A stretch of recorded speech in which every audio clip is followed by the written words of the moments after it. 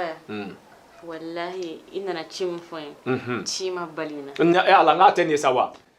Ngo horomuzo bi ko nyedo de kasura masuma. Ore kama. Ni keto ga dumuni ndi ema. Ala. Ni poson kala. Kadima. Yasa inshallah ni chinyo kona bere. Ita sifla na jina tigechi. Jalo kana kede. Ni poson nge kimna ga ke boisson ka dima. Madam Njara kana ai mugo ko msufla na ko chido ko. Ni sa. Jalo kana keta ne.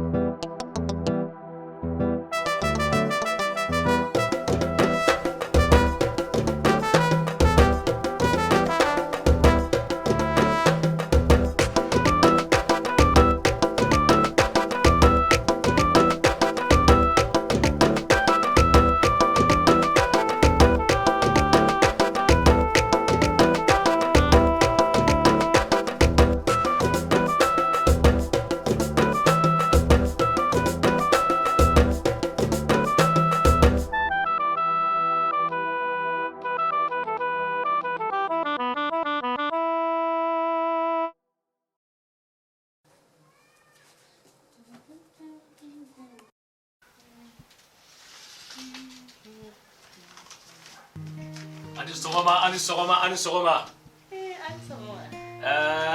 Madame Njara ko bashitila. Flow de ko bashitila. Nango ni sogoma iko lamine. Nango ni clé ko lamine. Nango ni shu ko lamine. Bare ni foranga na chamango. Flamso njale ko bashitila. Madame Njara. Ala flamso ne ka flamso. Ko fla fina fla ya mache, fla jera fla ya mache. Ko ni fi mai nono na ikata ikabwala. O te flau ta doye flamuzo nyale ala ko bashite la wange tika katenidi tari mamva mu de odi ato ne na dro benzo afran ne mako burde danye ga ni ndi amadro anda dira on de kuma chaya flamuzo nyale wallahi ngabi ni so adiso ngadi finya fete de odi ni ngoja ni wallahi Djeliba sigarabe bismillah alhamdulillah bismillah tabarakallah okera definire ga mareji wallahi okera hoy on jelu ko cha wati be ami mo ka frusira ta maula ubi ambe kungo ke rola o yaro anti tansoro hunna o de yen fama ima suno ntise ka fama ima mami bi so buru de danye kala ai tise ka fama uma de o jarakere o be minya nere horomuzo nyale akacha koyi ndise ka fama uma so bashite kon bashite alhamdulillah madam ni demse bashi fo shitula kon bashite tibarakala alhamdulillah wallahi tibarakala alhamdulillah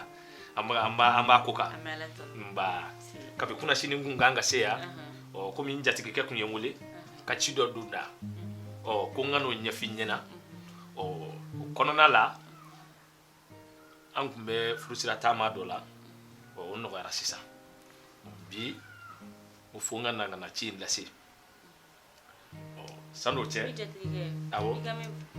awo jara kodo wala jara ko bakari kodo kasra bolen salama me awo komi chido be o bi ketche na muso ni nyanje o nga chido be o bi do Djeliba da tare mamba mu o do sanoche jido dia nga doni mi fo Djeliba yeri wina fo ko bilare bilama mbora ka do dum zanga ni horomzo jale mi dia mbodu obi janje ko jugo tare ala ngo wati beni na yite ko ngoy temi no ibi na horomzo mi fe na so ne do na bi dumini undima ka jidima ite ko ngo ite mi no horomzo nyale ko bashite la de ngonne ne bi ko dande tare mamba mu de Djeliba chimi yere won sira fo ere ki déplacer gana aga kay ga dumini ki faane ko di ko nyara bo ala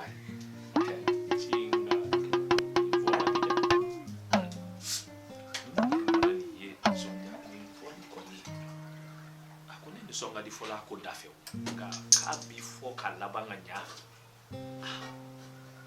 alaka ko feka Djeliba bismillah wallahi na njis awo bibe horamso nyale wallahi o bi bɛn Djeliba jifle wallahi o sigi afɔ singa dumuni bismillah o kuma bi taa nin ye o kuma fulaw taara yan fɛ an taara kɔrɔn fɛ sa nin da ye sa wa ala ko fulamuso bɛ to ka création de kɛ kow la ka e kɔni dɔn kɔrɔ kɔni kɔngɔ t'anw fa sa hali ni muso t'anw bolo an ko anw tɛ kɔngɔ tari man ba mu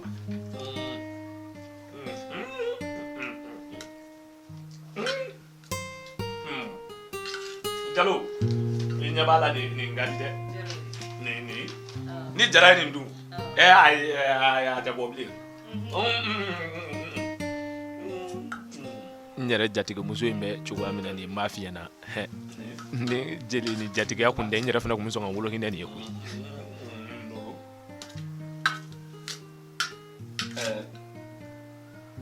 Jalo komi kun ye caman dun sa Djeliba sogo bala ni ma sogo n bɛ fɛ ka mɔgɔw la nka komi n dun ta fɛ n'a ma ɲa kɛra ten n nana dɔɔnin d'o la sa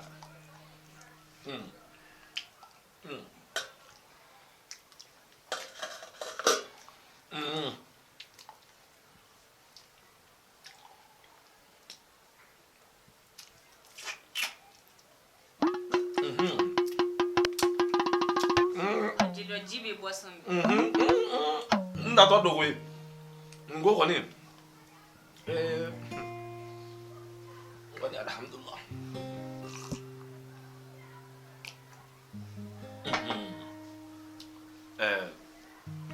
bismillah mon boisson de awɔ ayi ma ɲina ɔrɔmuso ɲali ma ɲina Djeliba kile fila sa ka Djeliba tunu o kɛra bunama o kuma i ka Djeliba tara ne wallahi Djeliba n biya n ma taa yɔrɔ la ayiwa basi tɛ ɔrɔmuso ɲali i ni guwa o y'an ka wajibi de wallahi kɔni man ka n'anw fɛ yen nɔ k'e ka kuma ala an kɔni alhamdulillah nka basi tɛ jara kun ye n ji ayiwa anw ye jeliw ye n'a ma ɲa ni ci donna an da a ka kan an k'a lase hɔrɔn n'a ka jeli cɛ n'i bilala ci min na i k'a kɛ safɛ ci in ti baasi ye n b'a dɔn fulaw u ti ban maa ta ma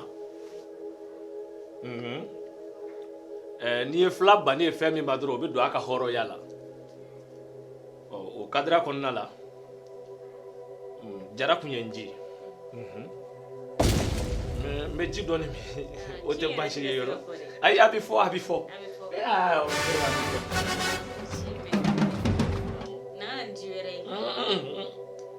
ni ma ban fɔlɔ a bɛ fɔ safɛ komi jara ko jeli ni jatigiya la ci ye juru ye ne man ka dɛsɛ ka ci e ma ne ko o fɔ ayiwa ɔrɔmuso ɲalen den n'i ye filanan ko fɔtɔ ye fɛn o fɛn na fɔlɔ sɔnna o kadira kɔnɔna la komi a kana kɛ baasi ye jara wallahi ma sɔn dɔɔni min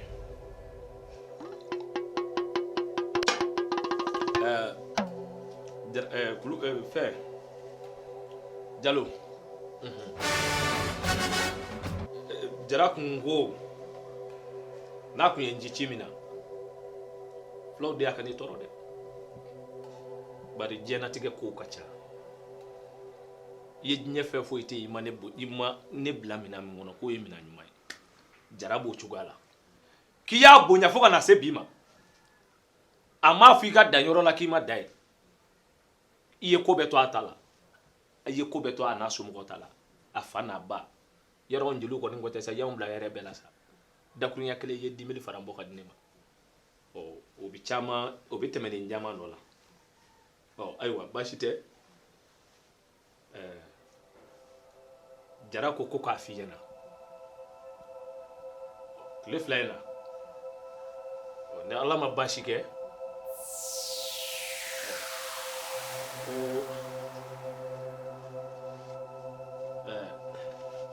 i dɔgɔmuso ka ŋana o bɛ n'i bolo bɔ baaraw la i kɔrɔ la n'o nana o ye e dɔgɔmuso ye o na to ka baara misɛnninw kɛ e yɛrɛ na nin bɔ ko caman na sa ko k'e lafiya jara ko ko in dabɔ kun y'o ko ye n ka n'o ɲɛf'i ɲɛna n b'a dɔn ko filamuso ɲalen n'i y'o fɔ a ɲɛna o tɛ kɛ baasi ye hɔrɔnmuso ɲalen n'i y'o fɔ a ye n k'o bi bɛn a ma n'i y'o fɔ hɔrɔnmuso ɲalen o ti digi a la o t'a tɔɔrɔ anw jeliw bɛ nisɔndiya sɔrɔ o ko kɔnɔ. Ya sa tari n ye nin kuma in fɔ k'a b'a ma kɛ fɔlɔ n y'o de fɔ n ko tanu n ko bɛnnen don maa dama dɔ la walayi n'i ka tanu fɔ hɔrɔn ye tanu i m'a fili ji la abada hɔrɔnmuso ɲalen an m'an ka tanu k'a f'i ye sa. Djeliba walahi i nana ci min fɔ n ci ma bali n na. Ala n k'a tɛ nin ye sa wa n ko hɔrɔnmusow bɛ kow ɲɛdɔn de ka sɔrɔ a ma s'u ma. O de kama ne kɛtɔ ka dumuni di e ma Ala ne ye pɔsɔni k'a la k'a d'i ma yaasa inshallah ni ci ɲɔgɔnna wɛrɛ i t'a se fila ne ka jɛnatigɛ ci. Jalo kana kɛ dɛ. N ye pɔsɔni kɛ k'i bɛna k'a kɛ boisson na k'a d'i ma. Madame Jara kana comme ci t'e la mɔgɔ ka muso filanan ko ci de kɔ n'i sara n'a bɛɛ ban. Jalo kana kɛ tan dɛ. Fulaw ɲama i ka 2000 bɔ. Ayi fulaw ma nin kɛ dɛ. I ka 2000 bɔ n ka 2000 bɔ de k'i bɛna sigi a la. Ayi Jalo. A Djeliba ko a bɛɛ bɛ ban. Ayi Jalo. Komi ci t'e la muso filanan furu bɛ sabanan furu kɔ. Wallahi Jalo n k'ale la Ala la nin ye n siɲɛ fɔlɔ ye ka nin ɲɔgɔnna ci ɲɔgɔnna fɔ. Jalo an kana 2000 in bɛ di n ka pɔsɔni ko in ye tiɲɛ ye wa jeli faga ba ye dɛ a bɛɛ na ni ye jeli kelen faga i ye dugu ci dɛ kana kɛ dɛ ne ko dumuni in pɔsɔni ko tiɲɛ don wa.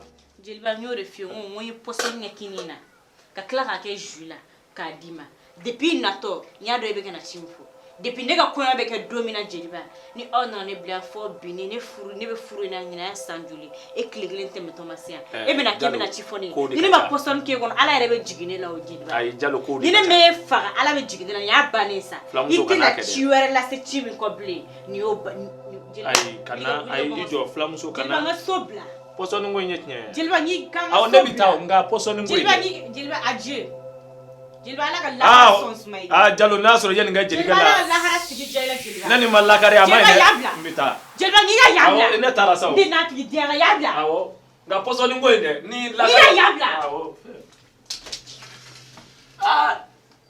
Filamuso ka jeli faga. Alahu akbar.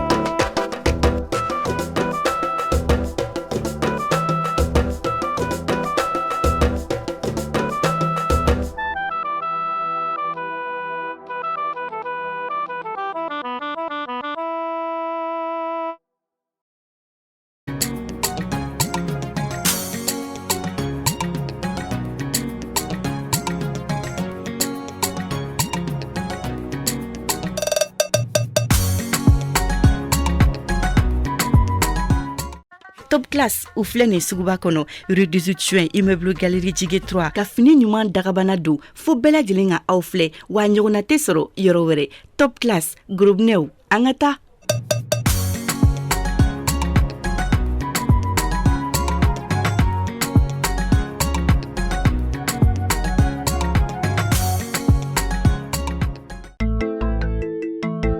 Electrolux musow ka cɛɲa sankɔrɔtala minɛnw bɛɛ lajɛlen bɛ sɔrɔ yɔrɔ kelen pewu min na k'a daminɛ tuluw parfɛn dagabanaw mɛsiw kunnabiri cɛɲumanw fo ka taa se an ka fini dontaw ma O la sa ni mɔgɔ min mago bɛ an na an sigiyɔrɔ bɛnnen don Bamako kura ma ka ɲɛsin hôtel Yuma Beliza ma an ka nɛgɛjuru siraw fɛnɛ 79 30 24 20 Electrolux dongo do cɛɲa